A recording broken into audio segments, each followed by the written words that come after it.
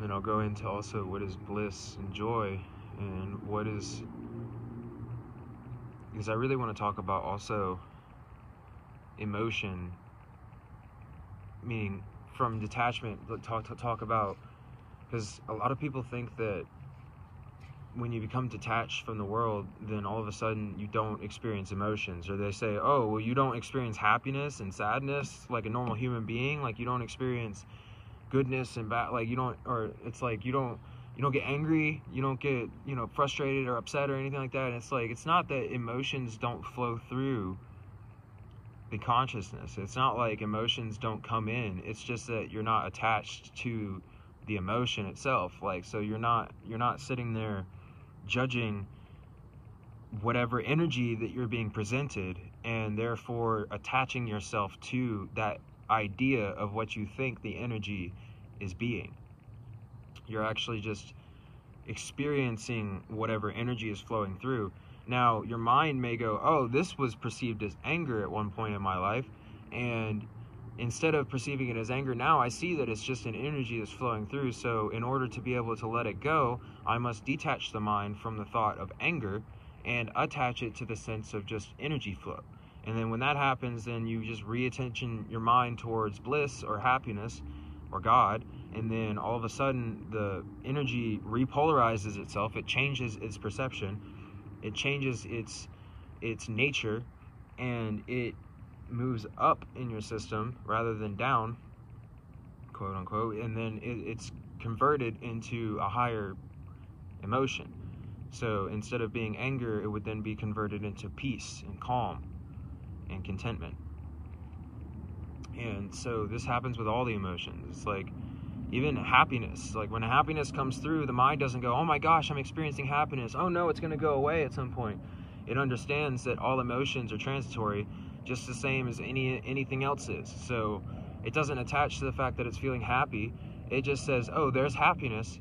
I'll enjoy the happiness as it's here, but as it goes away, I'm not going to cling on to it, because first of all, if you cling on to the happiness as it's going away, then you'll never allow yourself to be filled with happiness again, because you'll be full of something else that gets stale and stagnant.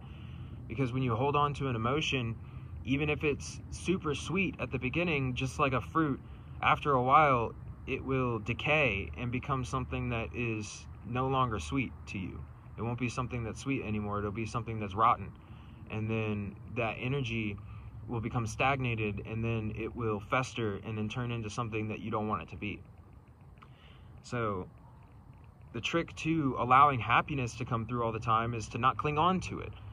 Because if you cling on to happiness as it comes through, then you never allow for more of it to come through. And you also, if you're clinging on to happiness, then you don't realize that there is an infinite well of these emotional experiences that's available in God.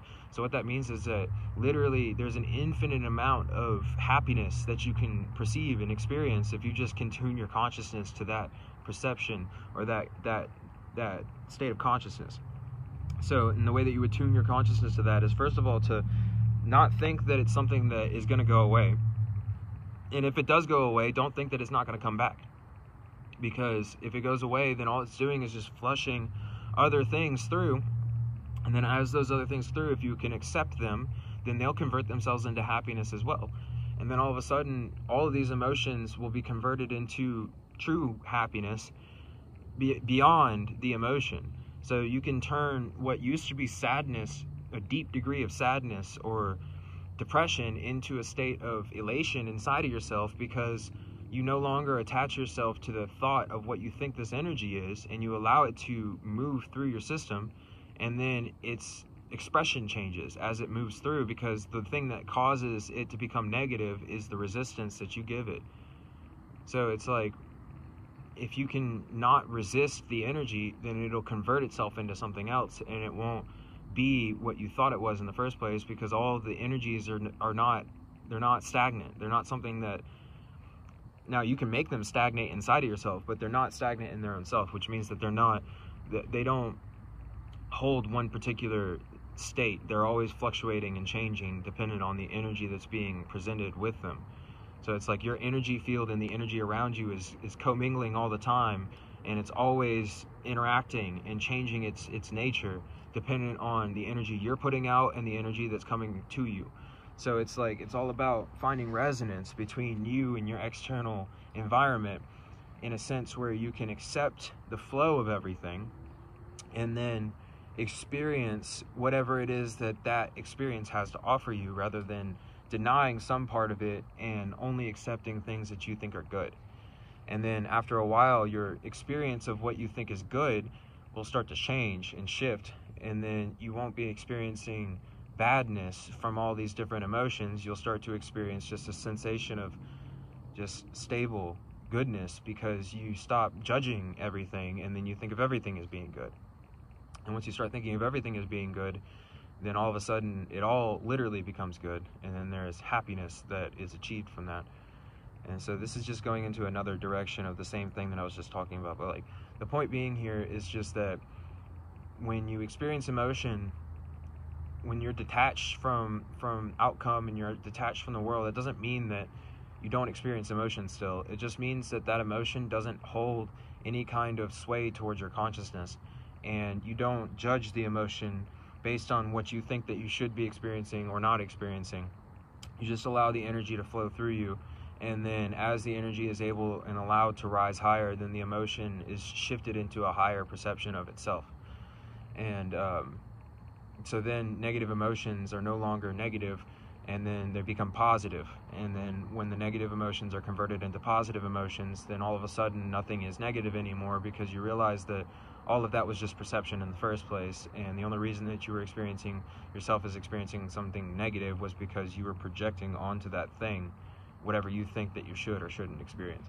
So it's like, really just to realize beyond all this stuff that there's like, one of the ways is to attach the mind to God, and the other one is to literally just allow everything and just experience allowingness in yourself, where you basically get to a point where you just become very accepting of everything. And then once you accept everything, then you become in the flow with life.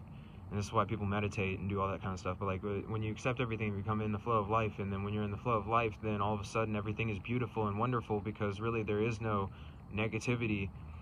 Now, there is a perceived negativity, and there's a positive and negative polarization in order for consciousness and life to happen. But it doesn't mean that negativity is bad and positivity is good, because they're both like interchangeable, and they can convert themselves into either thing. Like, they're both connected to each other, like two sides of the same coin. So it's just dependent on what side you choose to look at. And it's like, even if one thing is highly polarized negative, if you can look at it from the right place, then it will switch its polarization, and it'll become highly polarized as being positive. So it's really all just about perception. It's all just about finding the right way to be able to look at things, where you can accept everything as it is, and you can find the beauty in things, and you can let go of anything that you used to think was negative or bad, and you can allow yourself to see that energy as just being an energy presenting itself. And if you choose to accept it, then accept it and love it. And if you choose not to accept it, then just love it anyways, for just being energy of God. You just love that energy, and then you just let it go. So it's like, you love it by letting it go. That's the way you would love it. So it's like, you don't have to love it in the sense of like, oh my gosh, I'm experiencing pain, I love this pain, oh yes, oh no, oh yeah. Like, it's not like that. It's more like, oh, there's pain, okay, I choose to love this pain by just letting my consciousness not cling on to the fact that there's pain. And then after you do that, then all of a sudden it's no longer perceived as being bad or painful, and then the pain is allowed to disintegrate on its own. And you'll notice that if you can do that, then the pain will kind of just calm itself. It won't take up so much of your consciousness space. It may take its same amount of time for it to like fully, purge through you or whatever, but like your consciousness won't be taken up by that thought. And so therefore your energy won't be pulled downward. It'll still have a chance to be able to rise into some sort of other higher form of happiness. And that's like detachment from the body, and detachment from the kind of bodily sensations and things.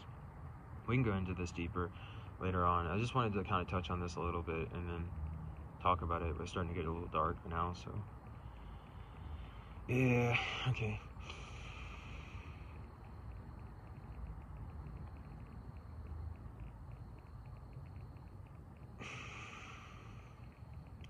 God bless everybody.